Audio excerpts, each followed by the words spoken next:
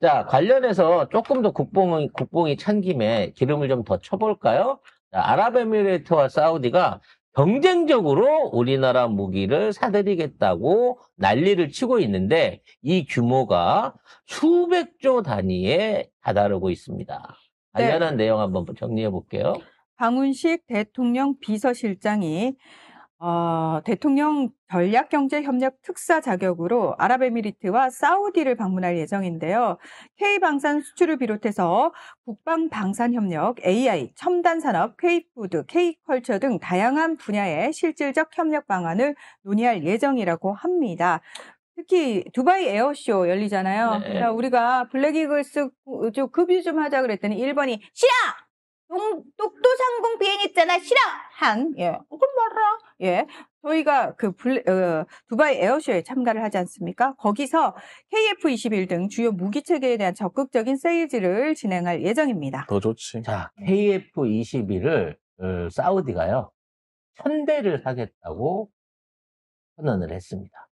1000대를 운영할 수 있는 조종사가 사우디에 없을 텐데. 우리가 교육시켜줘야 되겠죠. 네. 아무튼 1000대를 사고 비행 생산을 사우디에서 하고 싶다라는 조건을 꺼내오니까 아랍에미레이트도 우리도 1000대 살 건데 이렇게 얘기가 나오고 있는 거고요. 따라쟁이거든요. 네. 아랍에미리트는. 그다음에 이제 아랍에미레이트가 먼저 천국 미사일, 그러니까 중고고도 요격 미사일을 우리나라 걸 샀어요. 천궁을 샀는데 천궁을 자기들이 자체 생산을 하겠다. 왜냐면 이 아랍에미레이트가 방산 사업으로 우리나라를 해보고 싶어가지고 우리나라를 자주 와갖고 우리나라 방산 연구소를 아랍에미레이트로 옮기고 싶다라고도 얘기를 했었잖아요. 그래갖고 그와 관련해서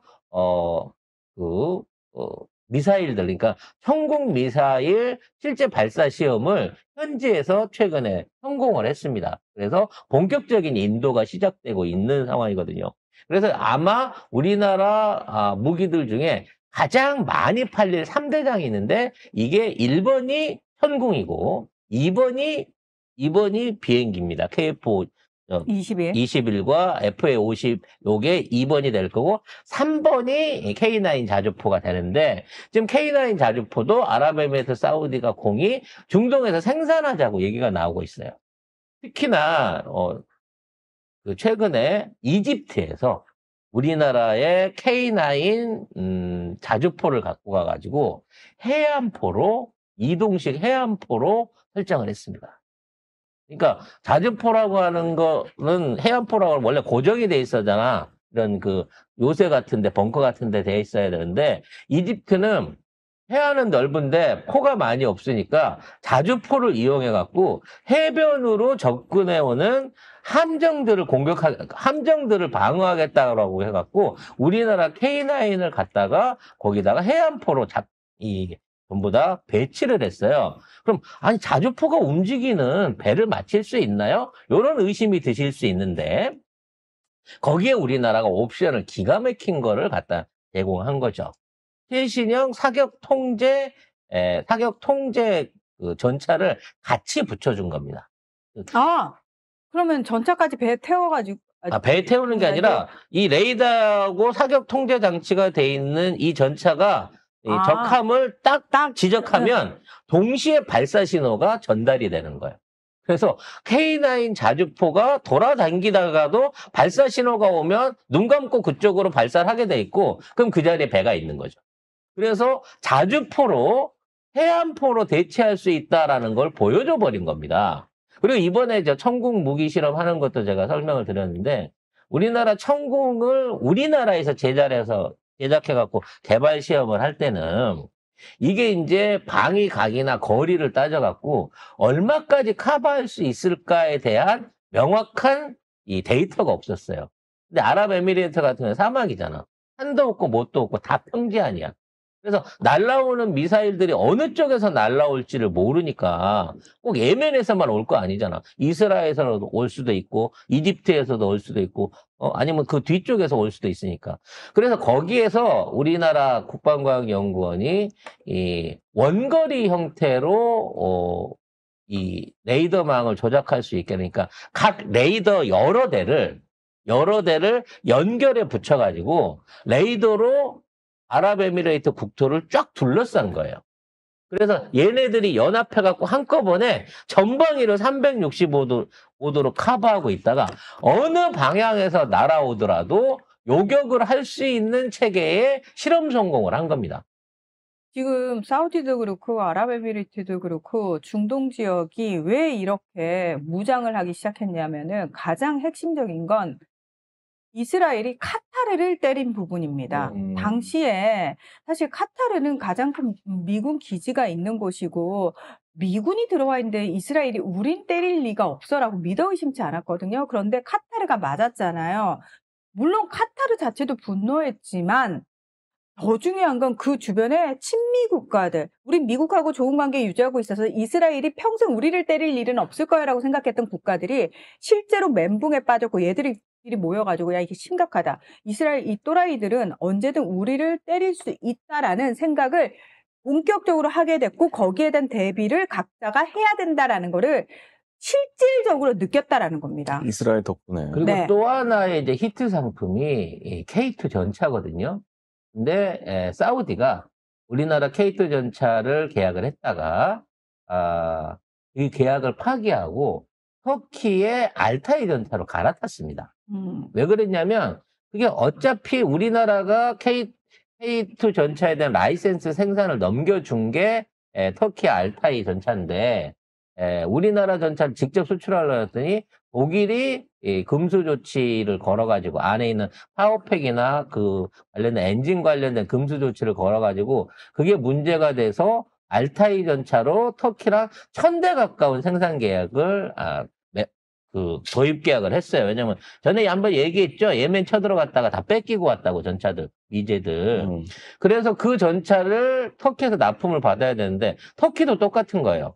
터키도 엔진을 만들 능력이 없으니까 독일에서 야 중동 지역 분쟁 지역에서 우리 엔진 못 줘 그래갖고 또 납품을 못 받은 거야.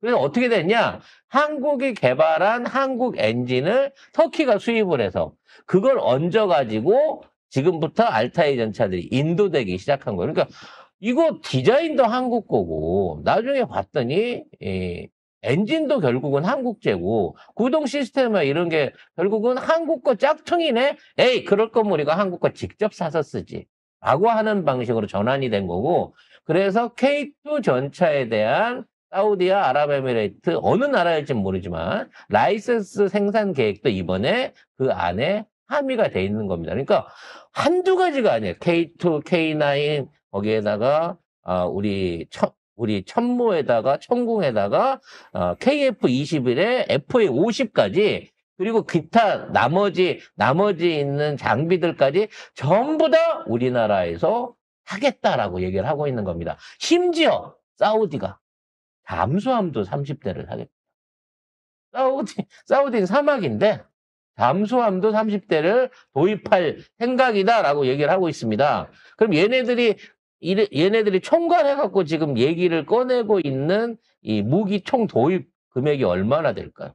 5천억 달러가 넘어요. 아니, 전투기 1000대에다가 잠수함 30대에다가 지금 이 전차 1000대, 다주포 1000대, 천궁하고 천무는 쓰는 대로 족족 추가로 무한 리필. 지금 이렇게 사겠다고 지금 얘기를 하고 있는 거예요. 5천억 달러면은 우리나라 1년 예산을 물론 지금 당장 우리가 그거를 없는데. 만들어서 납품할 능력이 안 되긴 하지만 이걸 다 사시겠다는 거예요. 큰선 고객께서. 참 이런 분을 모셔다가 놓고 말이야. 그 보조 의자에다가 아이고야. 생수 라벨로도 없는 생수를 먹였으니 정말 큰일 날 뻔한 거 아니겠습니까? 아무튼 사우디 잠수함은 좀 뻥카 아닐까요? 라고 의구심을 다들 제기를 하고 아니에요. 계시네요. 사우디가 실제로 잠수함을 구입해가지고 지금 그 아라비아만에다가 하도 그쪽에서 분쟁이 많이 나니까 그쪽에 배치하겠다고 계획을 세웠다니까요. 실제로 그 잠수함 관련해가지고 사우디하고는 계속해서 이야기를 하고 있는 중이고요. 사우디가 보시면 아라비아 반도에서 굉장히 제일 중간에 있는 큰 나라인데 사우디가 접하고 있는 바다 홍해 쪽이 저 위로 올라가면은 그 수에즈 운하라든지 이집트 쪽하고 이스라엘까지 다 연결이 되는데 이쪽 바다를 또 지켜야 되고요. 반대편 쪽에는 또 이란이 도사리고 있기 때문에 네. 지도를 띄워주시면 네. 될 것 같아요. 네. 양쪽에 다 바다를 접하고 있어요. 실질적으로. 예. 그래서 우리가 흔히 말하는 이 아라비아만, 여기 걸프 해역에 대한 일종의 제어권을 갖기 위해서 잠수함을 30대나 사시겠다잖아. 그냥 모래땅에서 사시겠다 그래도 사신다 그러면 팔아야지. 기사에 보면 4대 정도의 잠수함 구입을 추진하고 있다. 이렇게 얘기를 하고 있습니다. 그래서 나중에 근본적으로 우리나라 모든 무기들이 다 팔려나갈 거예요. 네, 그럼 우리나라는 그러면 그 무기 기술 다 주고 뭐 하나요? 다 차세대에 대한 준비하고 있죠.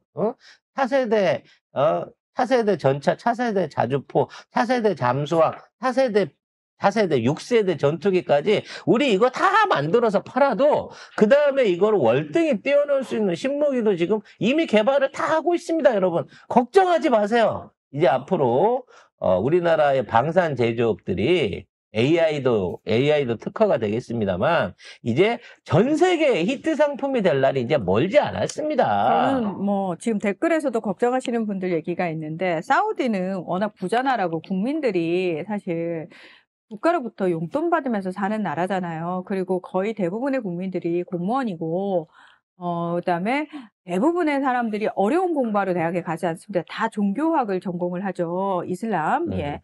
그래서 그러면 힘들고 어려운 건 누가 하느냐. 돈으로 다 외국인들을 사잖아요. 그러다 보니까 군인들도 용병을 많이 씁니다. 그래서 사실은 제가 앞서서 천대를 구별을 해도 그 조종사들이 사우디 사람은 아니겠죠. 그래서 저는 걱정되는 게 예멘 내전에 들어갔다가 사우디가 가진 그 수많은 미군 무기들이 다 후티 반군한테 넘어갔잖아요. 그래서 우리 한국산 무기가 또 어느 순간 보면은 반군들의 손에 들어가 있을 수도. 예. 그래서 아마 이번에 우리가 수출하게 되면 무조건 무인 조종, 원격 조종, AI 시스템을 탑재해가지고 조종사나 어떤 그 군인들을 최대한 필요치 않은 점을 또 장점으로 어필할 걸로 봐집니다. 자꾸 송 작가가 뻥이라고 하는데 일단 뻥이고 어쩌고 간에 비전을 크게 그려야 거기서 떨어지는 게 있을 거 아니에요. 믿으라니까. 동그라미 하나 빼야지 약간. 네, 지난번에 그 비행기 300대 갖고 여기 27조인데 270조로 270조. 동그라미 하나 빼야지. 네. 비슷합니다, 여러분. 아니 근데 다른 데서 있어. 그 동그라미를 채워줄 나라들과 수요처가 다른 데 있다라는 말씀 드리고 싶어요. 어쨌든 없는 얘기는 아니니까요. 네, 동그라미 하나 하나 바뀔 뿐이지. 없는 얘기는 아닙니다.